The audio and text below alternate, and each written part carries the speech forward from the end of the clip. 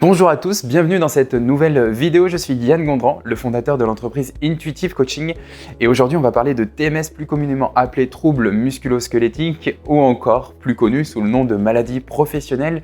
Et l'idée de cette vidéo, c'est de vous montrer des outils simples et pourquoi il est tant important de mettre en place dans vos entreprises un plan de prévention de TMS.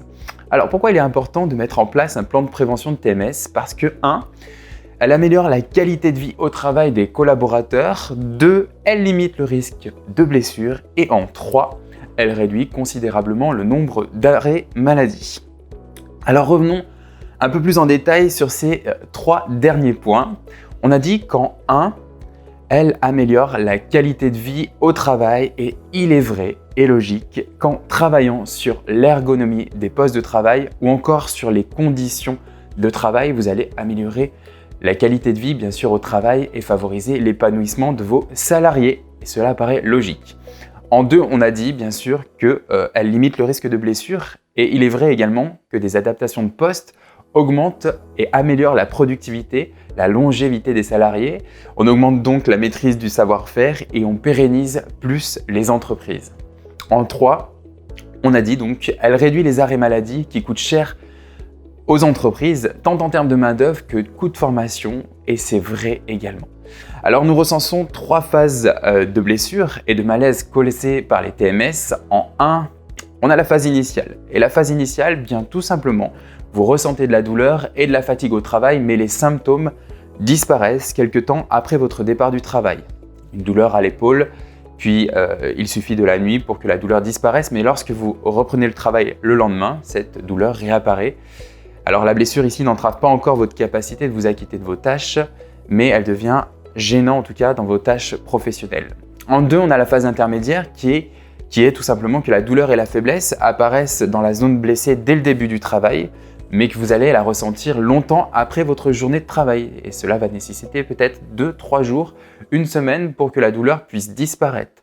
À ce moment-là, tout simplement, elle impacte un peu plus votre vie privée et bien sûr votre travail. En 3, on a la phase tardive, celle dont personne ne veut atteindre, c'est que la douleur reste tout le temps, elle vous fait souffrir même la nuit, elle vous fait souffrir malgré un repos prolongé, par exemple 1-2 semaines de congé, et toutes les tâches même les plus faciles deviennent difficiles à effectuer dans votre quotidien.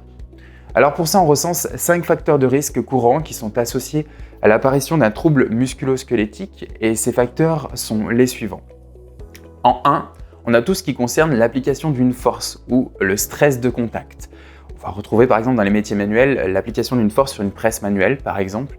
En 2, on a tout ce qui est répétition et durée, par exemple le clic de la souris tout au long de la journée. En 3, on a tout ce qui concerne les mauvaises postures. Les fameuses mauvaises postures. En 4, on a tout ce qui concerne la préhension, donc tout ce qui nécessite d'être serré avec les différents types de prises. En 5, on a tout ce qui concerne les températures et les vibrations, les températures extrêmes, froides ou chaudes.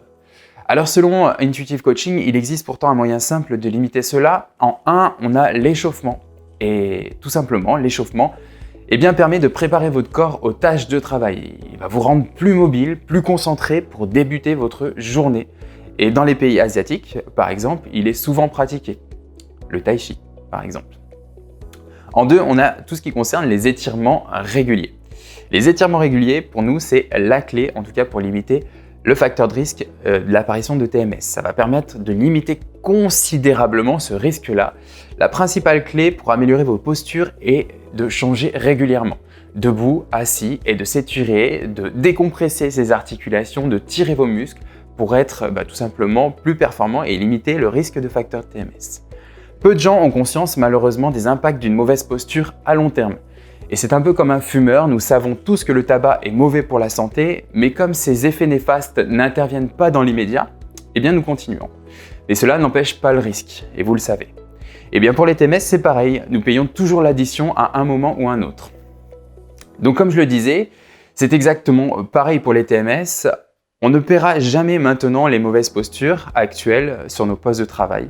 Par contre, nous le paierons au moment où nous voudrons par exemple profiter de la vie, c'est-à-dire à la retraite, très souvent. Alors je comprends que de nombreuses entreprises ou même des collaborateurs ne trouvent pas forcément de sens dans l'élaboration d'un plan de prévention de TMS. C'est ce que nous rencontrons très souvent. Néanmoins, lorsque les blessures apparaissent, elles engendrent des arrêts maladie, bien cela peut avoir des conséquences très graves pour la vie professionnelle et personnelle de vos collaborateurs. Exemple, une femme blessée à l'épaule, eh bien tout simplement, quelle est la responsabilité de l'entreprise lorsque cette femme ne peut pratiquement plus porter son enfant ou effectuer des tâches du quotidien. Merci à tous d'avoir regardé cette vidéo. Si vous avez des questions concernant les plans de prévention de TMS, n'hésitez pas à faire appel à l'un de nos experts. Nous réalisons des audits dans vos entreprises.